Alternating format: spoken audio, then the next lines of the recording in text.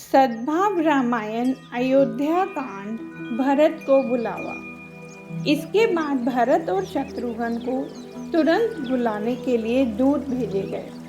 कौशल्या जी ने गुरुदेव को विनती की, बाप जी, दूतों को वापस बुलाकर सौगंध देकर कहिए, क्या उन्हें कहिए कि भरत चाहे कितना ही दबाव डाले तो भी दो बातों की जानकारी उसे नहीं मिलनी चाहिए। किस बात की? राम वन में गया और उसके पिता का स्वर्गवास हुआ। बाप जी, भरत यहाँ आए, फिर धीरे धीरे उसे खबर कीजिएगा। महाराज, राम वन में गया और अवधेश का अवसान हुआ। यह खबर यदि भरत को हो जाएगी तो भरत अयोध्या तक नहीं पहुँचेगा, और भरत को कुछ हो गया तो मैं राम को क्या जवाब दूंगी। वशिष्ठ जी ने दूतों को वापस बुलाकर सख्ताई से सूचना देकर कहा कि भरत को केवल इतना ही कहना कि गुरुदेव की आज्ञा है, जल्दी अवध चलिए, और कुछ न कहना। दूत चले गए। बाबा जी लिखते हैं कि जब से अयोध्या में अनर्थों का आरंभ हुआ, तभी से कैकेयी देश में भरत जी को रात में नींद नहीं आती, और शायद नींद आती है तो खराब स्वप्न आते हैं। वे रोज सुबह जगते हैं, ब्राह्मणों को बुलाते हैं, रुद्राभिषेक कराते हैं, ब्राह्मणों को भोजन कराते हैं, और अंत में दक्षिणा देकर सभी से एक ही मांग करते हैं कि आप मुझे आशीर्वाद दीजिए कि मेरी अयोध्या में सब कुशल हो। भरत जी यूं चिंतित हैं। दूतों का आगमन हुआ। भरत जी के पास जाकर बोले, जय जीव हो राजकुमार। कौन?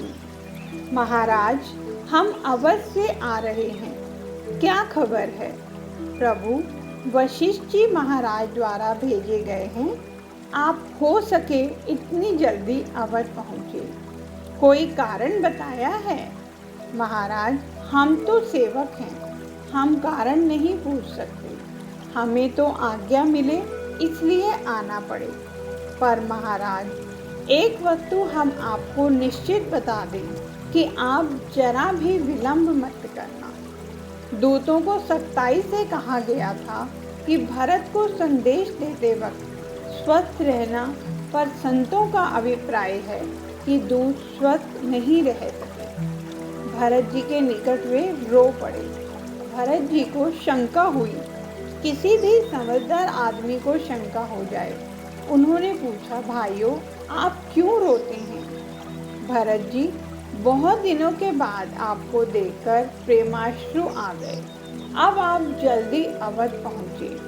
भरत जी और शत्रुघ्न कुटुंबीजनों से विदा लेते हैं। दोनों अश्वों पर बैठकर निकलते हैं। उन्हें ऐसा होता है कि उड़कर अवध पहुँच जाएं। दोनों अश्व तेजी से दौड़ते हैं। आज वनस्पति रोती थी, फूल मानो सिर झुका आंसू बहा रहे थे। सूर्य नारायण को ढकने बार बार बादल आ जाते थे, मानो सूरज बादलों से अपने आंसुओं को पोंछता हो। पशु पक्षी वनस्पति हर जीव आज उदास था। दोनों भाई सरयू तट पर पहुँचे। अवध में प्रवेश करते ही भरत जी को शंका हुई। उन्हें हुआ, आज तो कोई स्तुति गान नहीं करता, नगाड़ा वादन क्यों नहीं होता। मैं बाहर से आता था तब मेरे माता पिता राम जी सब मुझे सामने लेने आते थे। आज कुटुंब में से क्यों कोई दिखाई नहीं देता। भरत जी के दर्शन के लिए लोग पंक्ति में खड़े हैं, पर कोई कुछ बोलता नहीं।